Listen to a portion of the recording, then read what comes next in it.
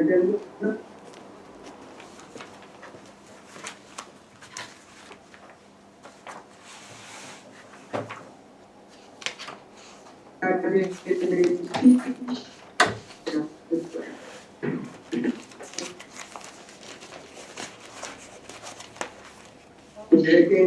there's reference to learning and fearing the Lord our God, learning to fear the Lord our God. And that was during the Old Testament, basically what the Lord was saying, how He wanted His people to reverence Him. So the Hebrew surah means to be terrified or to be in awe or to give respect or reverence. So when he said that, in this particular context, he was actually referring to the reverence king. In the New Testament, however, the Lord commands us to learn of Him, and we shall find rest unto our souls. So that relates to basically referring to finding salvation in Him when we learn of Him. We also required in 2 Timothy 2:15 to study to show ourselves approved unto God, a workman that needed not to be ashamed, rightly dividing the word of truth. Now, to learn something, all right? So for us to do that and if we rectify the word, we have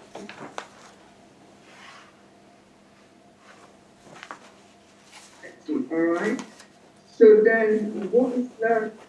What is the word learning?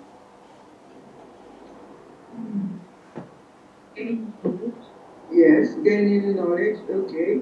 Just knowledge. Developing.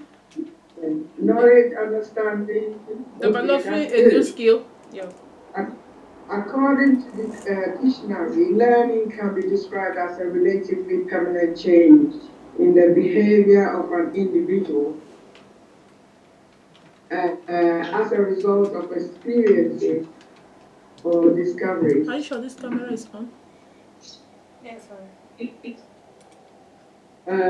Learning is also described as the process of gaining knowledge. Recording as well.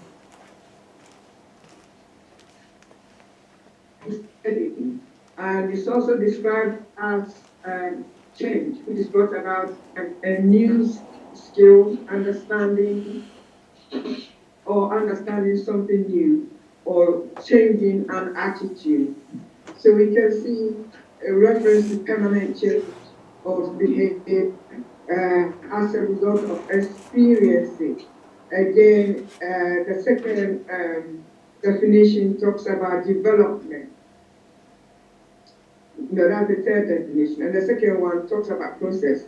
So experiences and development, they are basically talking about process. In other words, it's not one-off thing. It's a series of actions that you take in order to achieve a result for that permanent change to occur. So then, how do we learn? In order to answer that question, we will look at a couple of what we call learning theories. Some big words. I don't like the word theories myself. The word theory, all that is it means set of ideas or a set of principles on which the practice of an activity is a formal idea or set of ideas that is intended to explain something. So when we talk about learning theories, they basically are a formal set of principles that we use to explain how we learn. Is that we tend to use that big word theory? It makes it hard to follow. There are many ideas about learning, but we'll look at just a few of them.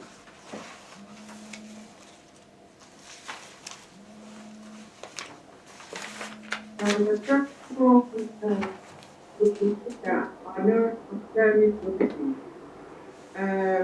Basically to deal with areas where learning may be achieved. And according to Bloom and Cratwell, learning may be achieved in three different areas.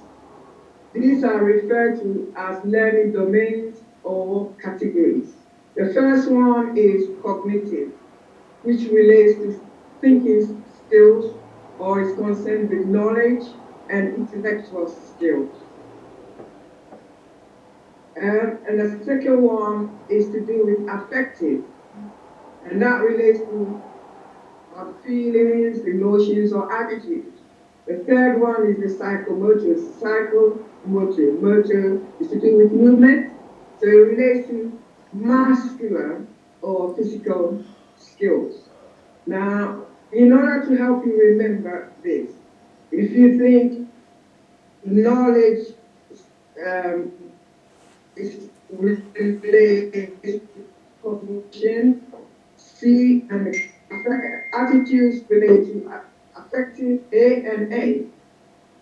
Physical skills related to psychomotor, P and P. So the first one, if you're using what we call mnemonics, use the first letter of each one of those to make a word. You have CAP, which is AP, cognitive, affective, and psychomotor. And on the other hand, we have knowledge, attitudes, and physical. We have another CAP. That's the way to remember it. C, K, A, P, P. Yes? Correct? Okay, it's to help you remember. Okay? Bloom's also identify progressive levels at which learning may be achieved in each of those domains. This is known as taxonomy of learning. Basically means it's kind of learning is progress, and you start from the basic and move on. Becomes a little bit more difficult as we go up. With Bloom's taxonomy in the cognitive domain, which is we said is to deal with intellectual skills and knowledge, right? There are 6 levels of progression within that. The basic one is knowledge. In other words, you have the ability to read or describe facts or terminology and principles. And then it goes on, as learning goes on, hopefully you just remember that you understand that is coming in, and then be able to apply that information or that new knowledge that you have applied to yourself or to a new situation in life. Are you okay now? I thought somebody was okay. There's some noise coming from here. And then it goes, it becomes even more difficult from application to analysis, the ability to break down materials into small parts. Okay. And then having broken them down, you put it all back together again, and you'll be able to evaluate it. Okay, so it moves from lower level of learning right up to the top.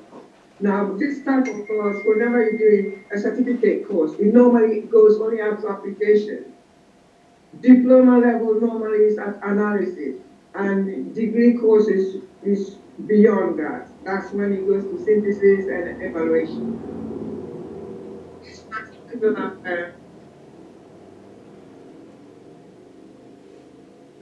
which will concentrate mainly on cognitive and use that also in our next session to show you how to set aims and objectives and the reasons why we need them.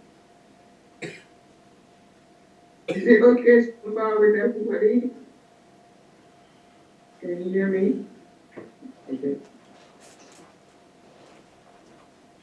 Any questions so far before we move? Okay. There are also other conditions and factors that contribute to learning. So we will look at some of them. According to Gagne, it's spelled Gagne, there are nine sequences of events. There are 9 sequences of events that must be followed for all teaching and learning sessions for it to be effective. And the first one, according to Gagne, is that we need to first gain the learner's attention. And there are many ways of gaining attention. Is there any way that you have used in a class when you're teaching to try and gain the student attention before you even start? Like maybe let us pray, yeah, because in the Sunday school dance, or let them have a little song or so. Because in Sunday school, that's what we do. Yeah? Sometimes you can do icebreakers. Yes, you can do icebreakers. But just gaining attention. Okay. I know of teachers who just stand in the class and don't say a word. And they're waiting for the students to be quiet so they can start. And it's quite effective. And sometimes when you're teaching children, when you're teaching children, sometimes it's quite effective. I've seen other people do this. They just wave their hands or do this with the children. And all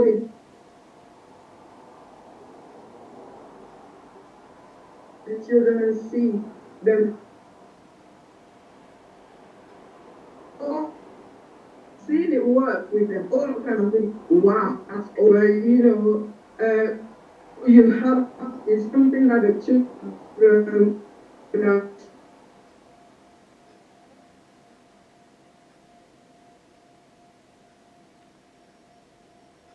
music, all right? Now in Sunday school, we tend to use prayers, and sometimes we must start clapping or something like that, or welcoming people. And then one young guy is saying, now you form them here, it's best not to for you are what they will achieve. This is where you let them know about your outcomes of the session. It helps again maintain, get their attention. But once you've got the attention, you have to get that attention maintained, right? And to do that, it's, I guess, that you stimulate recall of prior learning, because you don't want to teach people what they already know. So you find out from them if they know. You probably noticed by now, when I start every session, I'll be asking, what is so and so? I'll ask you to define the topic, for example. So it helps me to make sure that everybody's on the same level. We know exactly what we're going to talk about. Like starting with learning, we just look at what you mean by learning. Yes? Okay. And then you present information. Information, you need to really present it in a logical manner. But we look at that in a bit more detail when we actually look at the actual planning of lessons. Today we're just presenting you with the ideas of how we learn. Okay? And also, once you presented it in a logical manner, obviously you have to use a language that is understandable.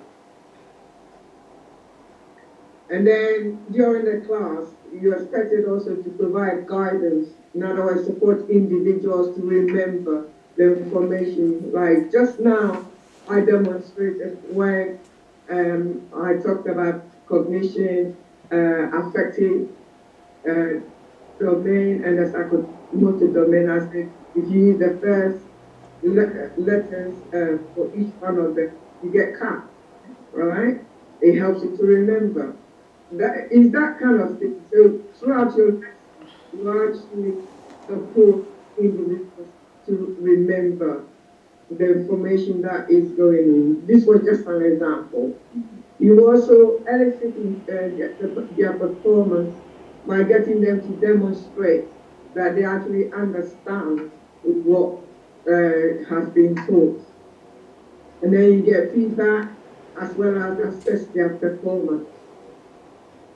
And you can do that in different ways. Again, we'll go over these more details when we look at the actual lesson planning. And all that, when you've done all that, it enhances retention and transfer of the information into from short memory into long-term memory. It's so important we need to consider when preparing lessons. And I said we will very likely revisit them and do it deep dive again. Also, many factors that contribute to learning, because even when you follow all these things up and you gain their attention, you let them know about the learning outcomes, you stimulate prior learning, present the information, whatever you do, that's fine, but there are still many other factors that can actually affect that learning process. So we will go on then to look at some of the factors that can affect learning. According to Gables 2014, there are physical, learning and social factors that contribute to learning. And we use this model to explain what can happen in the physical and learning and social environment that may affect learning. Now, physically, this relates to the surrounding and atmosphere in which learning takes place. Can you think of anything in the atmosphere, physical atmosphere? Look here, for example, this. Just look around. Can you tell me anything that can physically contribute to learning in here? A good example, we had problem with that earlier on. What couldn't you see? Technology, okay. But what would it wasn't just the technology, was it? What can you give an example of the things? The sun. Say the sun, so the lighting can actually affect what you're doing. They all contribute to learning. Because we couldn't put it on a projector just now because we couldn't see it. So we have to adopt a different strategy. Okay? Is there anything else you can think of in the environment that can contribute to learning or that can affect?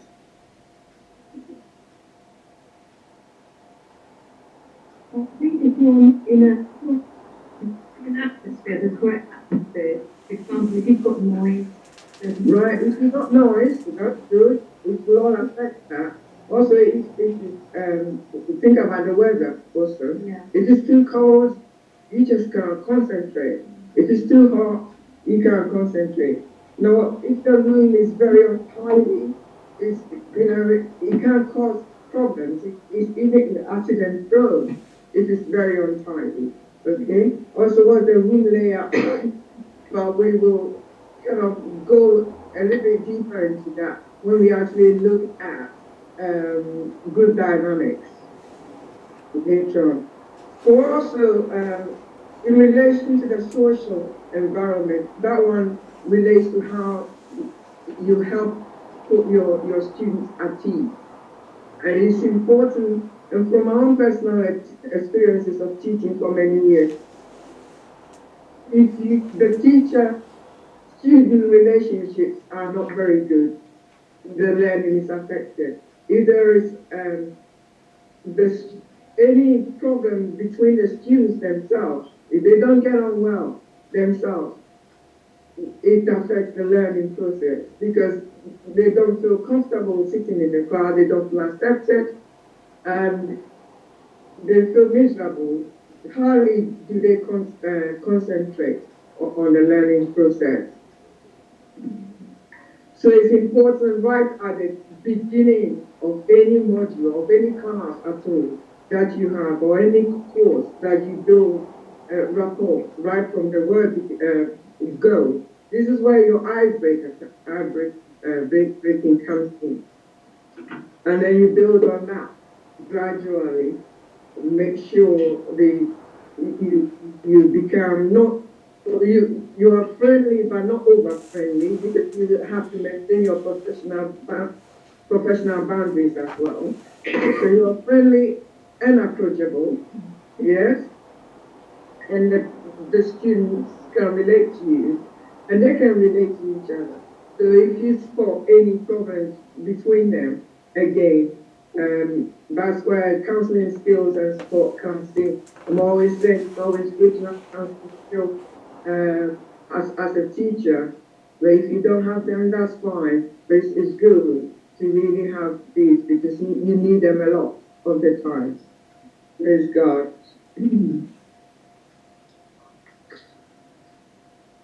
And this is the case. So feeling accepted in a group. This relates to children as well as to adults.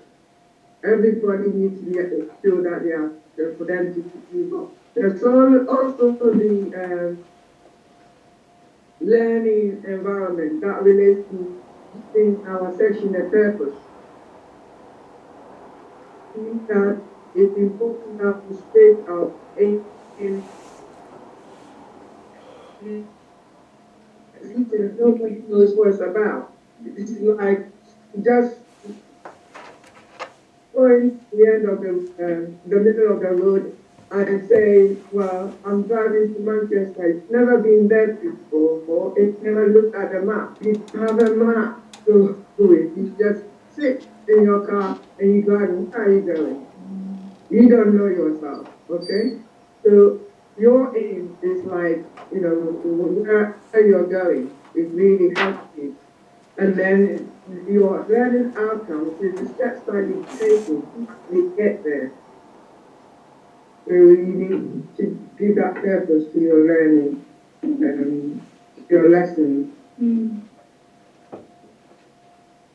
Praise God.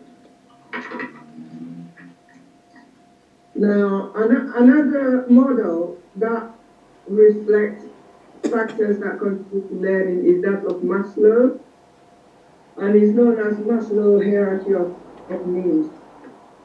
And I've reflected down in the pyramid that you have on your slide, and it shows lower levels of needs, which starts from the base, from A, physiological, and then physical and mental health needs, and then recognition, self-esteem, and then self-actualization. Now, the lower order of needs relate to the physiological and safety aspects of learning. And according to Maslow, progression to higher levels is not possible until the needs at the lower levels are met.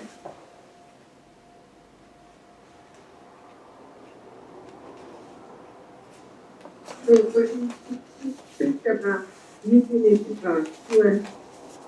the lower level of needs, as physiological level, for example, is to do with hunger, thirst, hot or cold, which again reflects what we talked about already in the first model.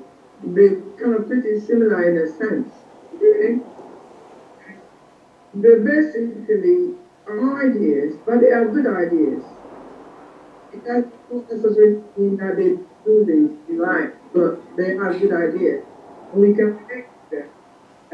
But physiology also is body function. So that will include any form of illness, physical illness. So if you're a student or your teacher and your student comes in and they're not feeling well, there's a good chance, right, that they're not going to be able to concentrate. Yeah, in class. And then at the second that slightly higher level than that, like the physical and psychological safety. Here again, the question, am I at any danger whilst I'm learning? Right? Again, you're looking at things on the floor, what's going on around here. If they don't feel safe, relax, take it. On the third level, that talks again about acceptance. It's really important to feel that it's wrong. Okay? And that's yourself, whether you feel you're feeling confident in yourself or not. And when if the lesson that you are taking, whether it's useful to you, is it relevant? If it's not relevant, why are you looking at it? You might not want to look at it. You won't want to look at it. It's related to what you're doing. Do you really need to know? Kind of thing. But once all those basic needs are met, then you want to be achieving, you want to know, you want to achieve, you want to learn. And that's Maslow's, okay? But can you think of how this model applies to teaching and learning in the church or in the home?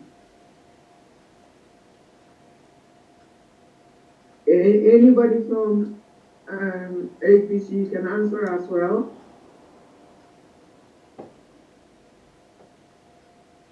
Hello, are you there? Can you hear me? Yeah, I can hear you. I think in the church, Sister Sandra here. Hi, Sister Sandra. How are you? Yeah, I'm fine, thank you. Bless you.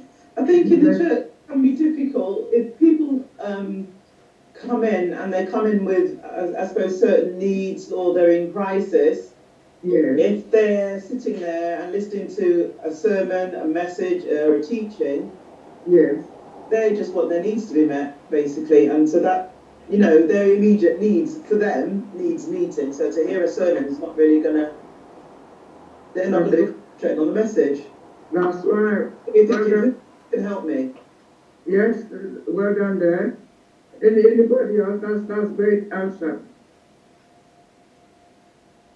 Because people come in all the time, don't they? And you're right. If they have a need, and a lot of people come in because of a need. Not everybody comes in because they just want to come and worship. They have that need, and not until that need is met. Everything that goes in is like it goes in through one ear and comes out of the other. So it means, well, this has implications for us, that we have to have a listening ear to people that come in. Yeah, because if they feel we are listening to them and probably trying to help them, they're probably more likely to go ahead and settle in nicely and hopefully learn about salvation. And also have implications in terms of when we start having teaching sessions with them. How soon do we start teaching sessions with them? Can you answer that? Yes. The senior ministry. Is the best. Just giving the idea. Anybody else? I don't even know what he's talking about. Pardon? I don't understand where you are. Where are you reading from now? You understand? You don't understand? Yes. What do you not understand? Which part? Where exactly are you now? Because sometimes there's something is echoing, so I don't hear everything you're saying. Yeah, it's cutting a little bit. Echoes in the background. Yes. Have you got your slide with you? Have you got your lesson plan? Yes. We are on slide number 10. Okay? And what is written there?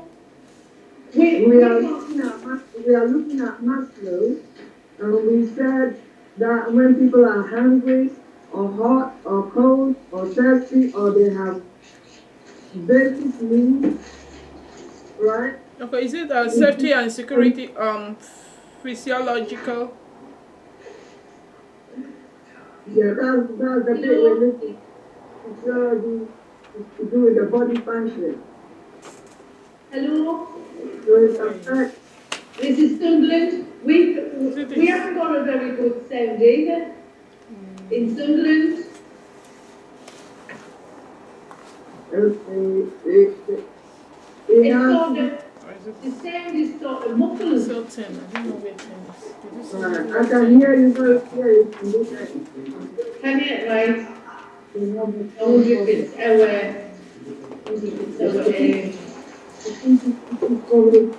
sorry. Say what? I think it's some here. I need to move on. I'm sure it's And then another example is the homeless people coming in. We have more specific example is a homeless person coming into church. Again, you know, their first point of need will be, you know, finding a shelter for them. Until that, they probably, yes. So, I said also about the importance of maybe in application of this particular motto. When do we feel is we can start? How soon can we start our teaching session? Okay, they come into church. There's always gonna be preaching, and they attend that. How soon do we go them into teaching, Bible teaching session?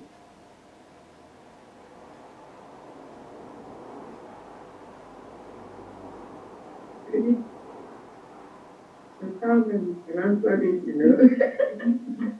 You're asking how soon? Yeah, how soon can we roll them in? Straight. Straight away. But if they have a need, and we're saying if they don't, those basic needs are not met, they're not going to be able to take in.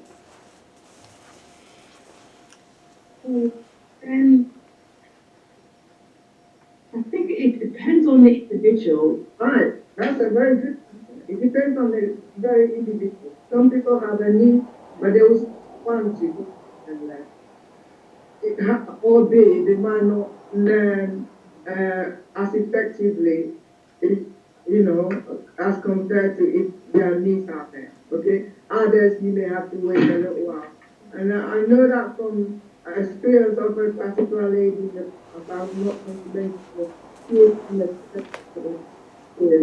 and she heard about salvation for years, and I was thinking, what on earth is going on? You know, everybody's been and everybody's been baptized. She's been here. Why is she not responding? And then when she was approached, she had a whole lot of things that she just needed to talk about. But also there were issues about understanding. So all she needed was a one-to-one, and she had a one-to-one, and she got baptized just like that. So it's a matter of, you know, finding out what their needs are. Sometimes it's very simple. Then moving on from there to help them achieve salvation. Okay. There are, apart from Maslow's model, there are other factors that contribute to learning as well.